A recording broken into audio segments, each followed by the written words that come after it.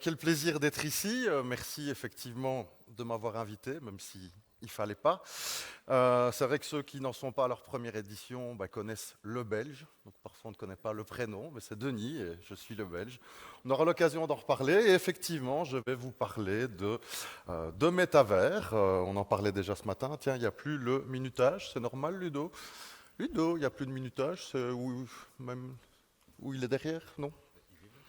Ok, c'est bon. Grand écran, petit écran. Voilà. Vous avez vu que j'ai des lunettes. Je vais changer.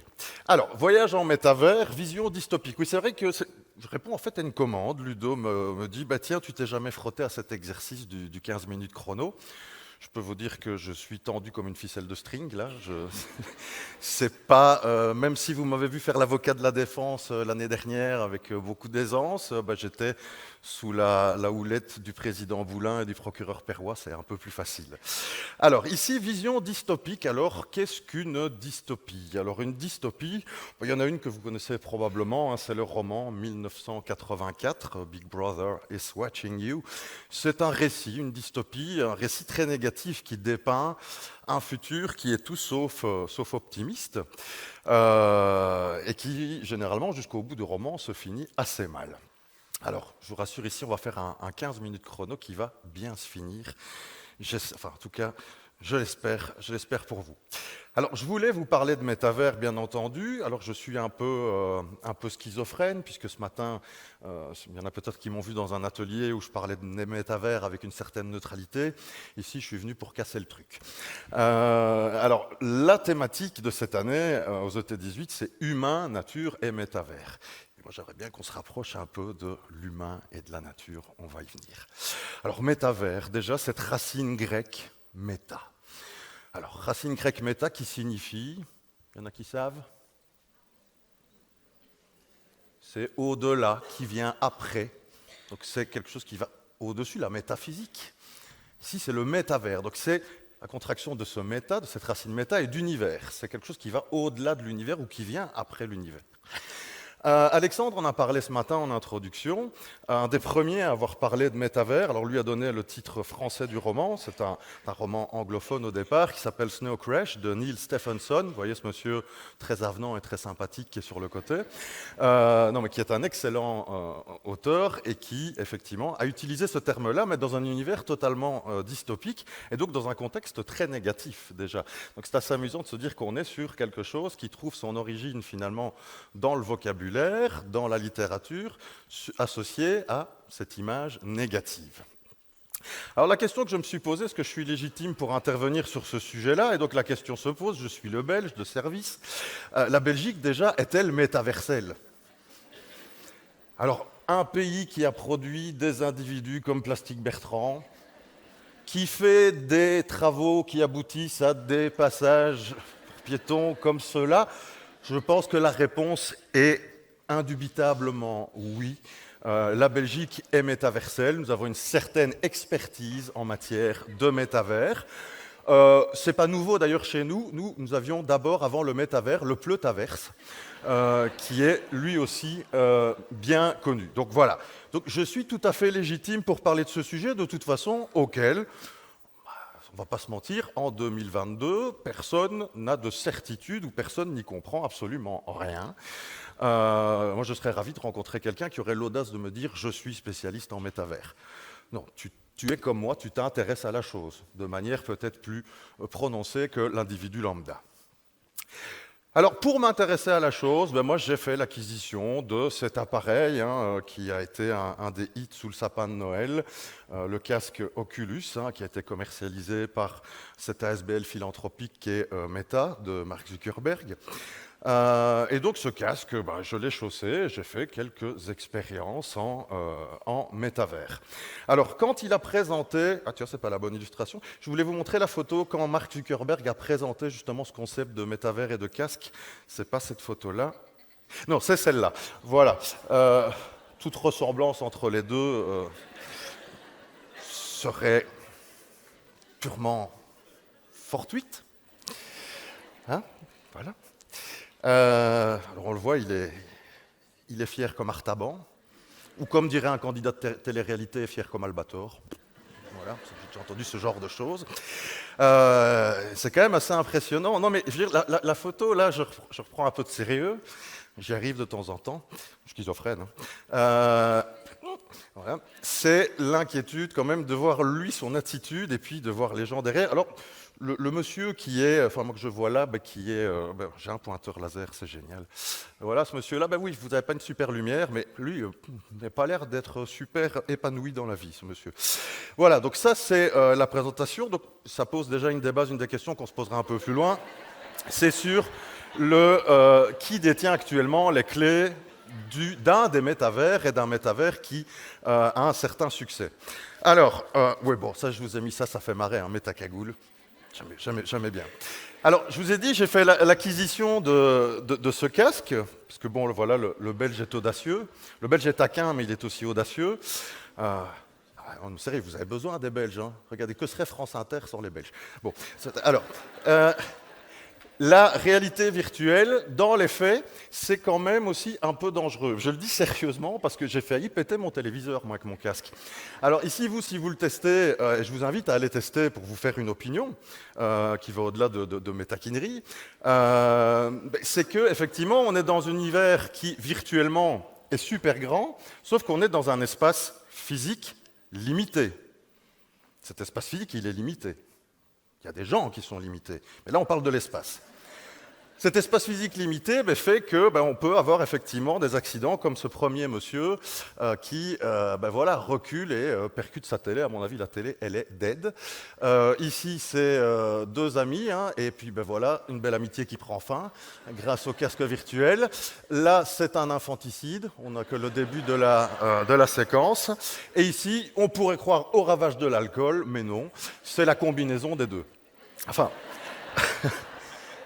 Tout ça pour dire qu'on est dans quelque chose qui est certes intéressant, certes emballant, et qui va avoir un effet wow si vous chaussez un casque pour la première fois.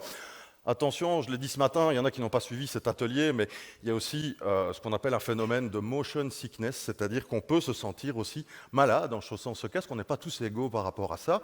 Moi, personnellement, j'arrive à faire des séquences de 3/4 d'heure, je ne vais pas au-delà, voilà, parce que je n'ai pas besoin de plus. Mais quand je fais une séance de 3/4 d'heure, je n'en ressens rien. Je ne ressens rien de particulier.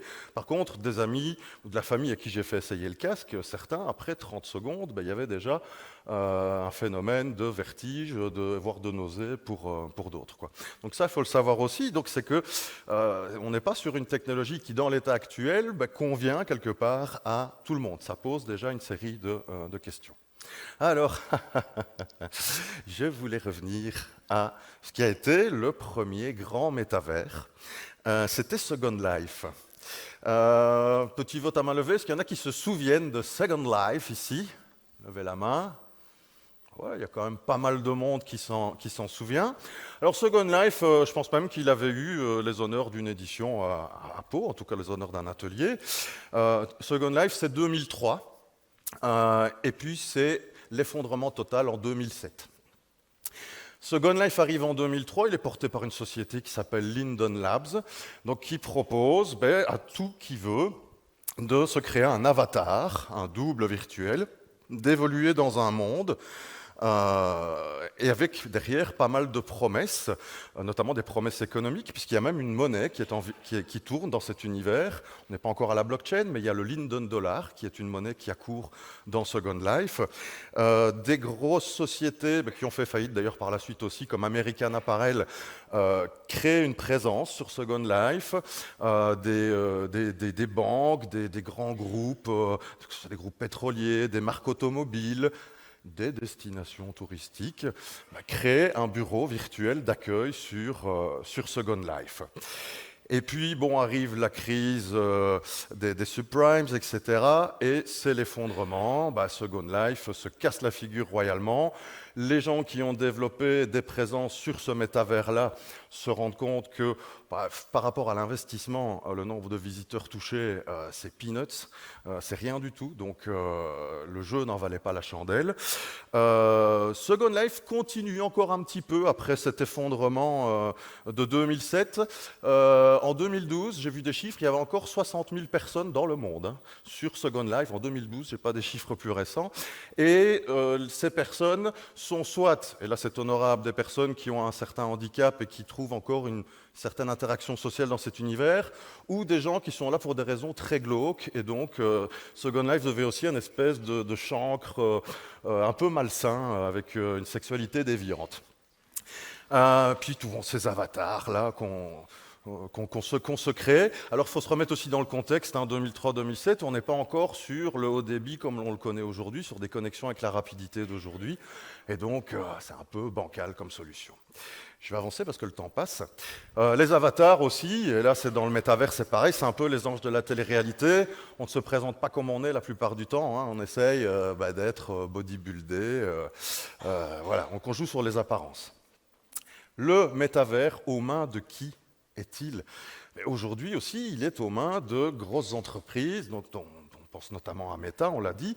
Il y a des développements technologiques qui vont contribuer, on n'en doute pas, au métavers à un moment donné. Je pense ici à Neuralink, la photo que vous voyez là, qui est une division, enfin une société, une succursale d'Elon Musk, qui a implanté une puce dans le cerveau de ce singe qui fait qu'il joue à Pong.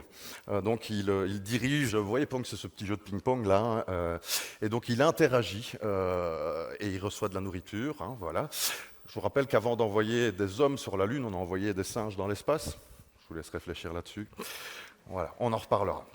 Et puis se posera forcément la question de l'impact, impact écologique, impact environnemental de ces appareils, puisque bon, là on n'est que sur les casques, il y a du plastique dans les casques, il y a des métaux lourds, il y a des data centers qui vont tourner. Gallic avait un peu nuancé avec la blockchain ce matin. Maintenant pour les casques, on est aussi dans d'autres enjeux. Il y a un impact environnemental qui est clair et net. Alors la question qui se pose, c'est est-ce que le métavers et le tourisme va faire un mariage heureux? Je n'ai pas aujourd'hui la réponse à 100%.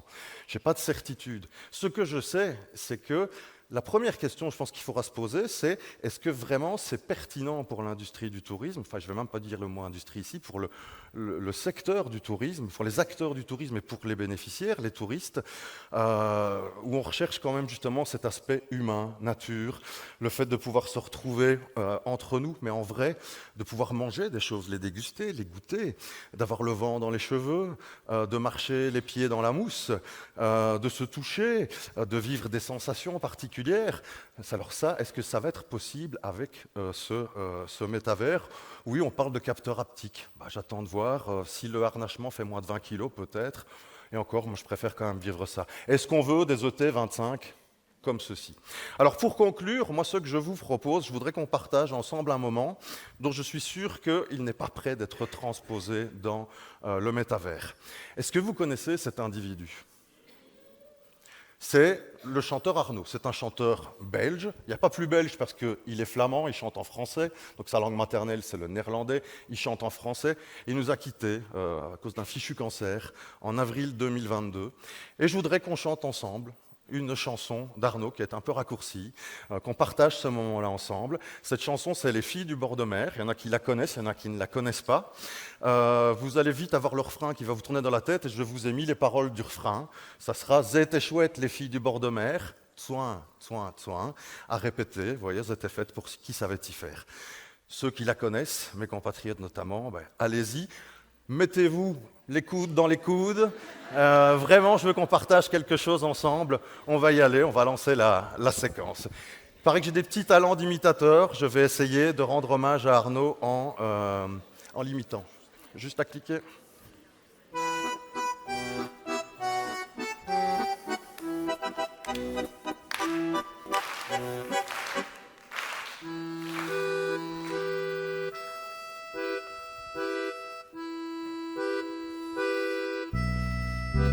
Je me souviens du bord de mer avec ses filles au teint si clair.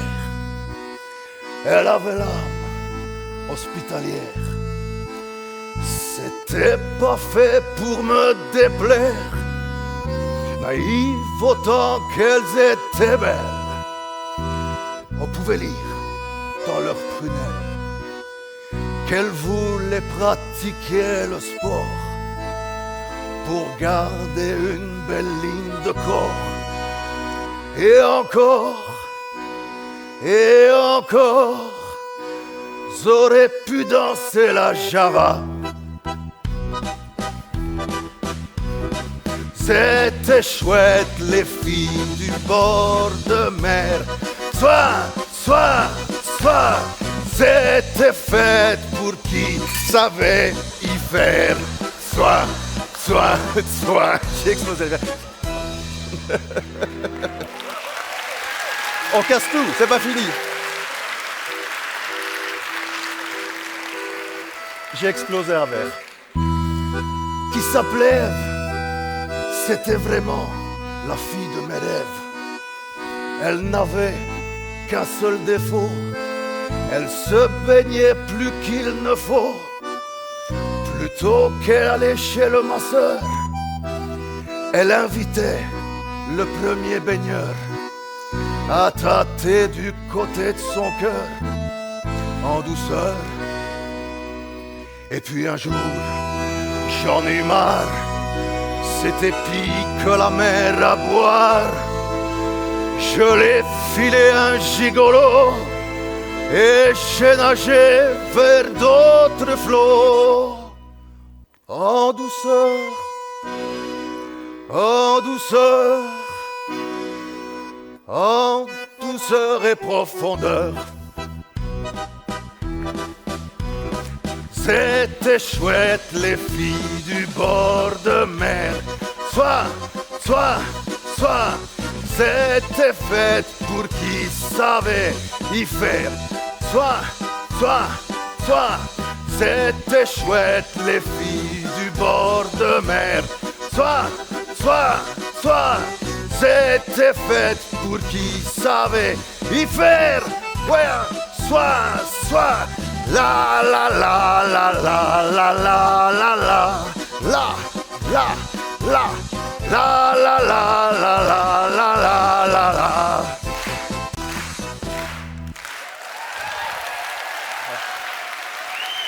Merci beaucoup. Désolé pour les dégâts. Je finis la dernière slide, oui. C'était bien terminé. Oups. Voilà, je reviens. Un peu vite. Il y en avait une, voilà, ben c'est la... Est-ce que vous voulez entrer dans la matrice ou plutôt vivre ce qu'on vient de vivre? Posez la question, ça y répondre. Merci de votre attention.